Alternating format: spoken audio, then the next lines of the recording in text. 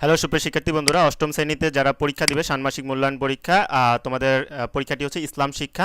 আজকে আমি এই ভিডিওতে পার্ট 1 এর এই ভিডিওতে তোমাদেরকে প্রশ্নের উত্তর দিব, কাজ 1 এবং 2 এর উত্তরটা দিব। পরবর্তীতে অন্য একটা ভিডিওতে আবার বাকি উত্তরগুলো দেওয়ার চেষ্টা করব। চলো আমরা ভিডিওর মূল অংশের দিকে যাই। মূল অংশের দিকে যাওয়ার আগে আমি আমার পরিচয় দিয়ে যাচ্ছি। আমি তোমাদের সাথে আছি বরাবরের মতো, জুয়েল মাহমুদ স্যার।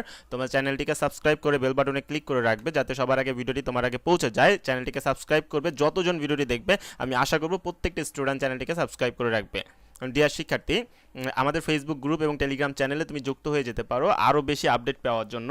চলো আমরা প্রশ্ন দেখব, তারপরে উত্তরে চলে যাব। দেখো, এইটা হচ্ছে তোমাদের প্রশ্ন। এই প্রশ্নের কাজ 1 এবং কাজ 2 এর উত্তরের দিকে আমরা চলে যাই। আমরা যদি এখানে দেখি, কাজ 1 এ প্রকৃতি পর্যবেক্ষণ ও অভিজ্ঞতা বিনিময় তোমাকে করতে বলেছে।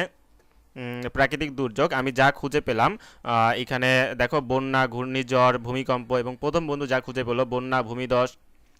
দ্বিতীয় বন্ধু যা খুঁজে পেলো ঘূর্ণিঝড়, বজ্রপাত। এখানে তুমি এবং তোমার দুইজন বন্ধুর অবস্থা বিশ্লেষণ করতে হবে। তারপর সামাজিক প্রভাব, দেখো সামাজিক প্রভাব আতঙ্ক, সম্পদের ক্ষতি, জীবনহানি, গৃহহীনতা। তোমার প্রথম বন্ধু খুঁজে পেয়েছে গৃহহীনতা, খাবার ও পানির অভাব, অসুস্থতা। দ্বিতীয় বন্ধু খুঁজে পেয়েছে আশ্রয়হীনতা, পানি ও বিদ্যুতের সংকট। ইসলামের বিধিবিধান তোমার আমি যা খুঁজে পেলাম আল্লাহর উপর পূর্ণ আস্থা, নিয়মিত নামাজ, দোয়া, সাহায্য করা। এবং প্রথম বন্ধু খুঁজে পেয়েছে কোরআন তেলাওয়াত, দোয়া, পরিবার ও প্রতিবেশীকে সাহায্য করা, দান খয়রাত, ধৈর্য, নিয়মিত নামাজ ও সান্ত্বনা।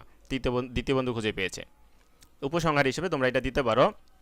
এরপরে কাজ 2 এ চলে আসি। কাজ 2 এ যদি আমরা আসি, কাজ 2 এ দেখো সমস্যা খুঁজে বের করি। এখানে চিহ্নিত প্রাকৃতিক দুর্যোগের সম্ভাব্য সমস্যাগুলো দেখো। প্রাকৃতিক দুর্যোগ যেমন বন্যা, বন্যায় কি সমস্যা হয়? গৃহহীনতা, পানিবাহিত রোগ ও পানির সংকট এবং ফসলের ক্ষতি। ঘূর্ণিঝড়, ঘূর্ণিঝড়ের কারণে কি হয়? ঘরবাড়ি ধ্বংস হয়, আশ্রয়হীনতা, বিদ্যুৎ ও পানির সংকট, যোগাযোগ বিচ্ছিন্ন। ভূমিকম্পের কারণে কি হয়? গৃহ ধ্বংস, প্রাণহানি, চিকিৎসা সেবা ব্যাহত। ভূমিধস, গৃহহীনতা, রাস্তা বন্ধ, খাদ্য ও পানির সংকট। দেখো বজ্রপাত, প্রাণহানি এবং সম্পদের ক্ষতি হয় বজ্রপাতের কারণে। ইসলামের দৃষ্টিতে শিক্ষা, ইসলামের দৃষ্টিতে শিক্ষা আমাদের কি? দেখো প্রাকৃতিক এবং সামাজিক দুর্যোগ থেকে আমরা ইসলামের দৃষ্টিতে বিভিন্ন মূল্যবান শিক্ষা পাই। এগুলো হচ্ছে আল্লাহর উপর পূর্ণ আস্থা।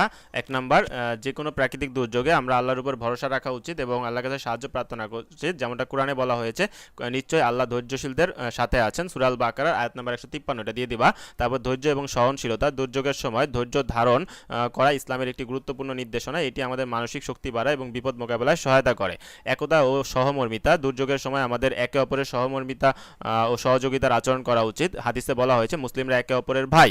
দেখো 4 নম্বরে দান এবং সাহায্য করা, দুর্যোগ কবলিত মানুষদের সাহায্য করা এবং তাদের প্রতি উদারতা দেখানো ইসলামের একটি গুরুত্বপূর্ণ শিক্ষা। কোরআনে বলা হয়েছে তোমরা একে অপরকে নেকি এবং তাকওয়ার উপর সাহায্য করো। সূরা আল মাইদার আয়াত 2। এগুলো তোমরা লিখবা। আল্লাহর সৃষ্টি সম্পর্কে সচেতনতা, প্রাকৃতিক দুর্যোগ আল্লাহ আমাদেরকে আল্লাহর শক্তি এবং সৃষ্টির উপর মনোযোগ বাড়ায়। এটি আমাদেরকে আল্লাহর ক্ষমতা এবং আমাদের দুর্বলতা সম্পর্কে সচেতন করে তোলে।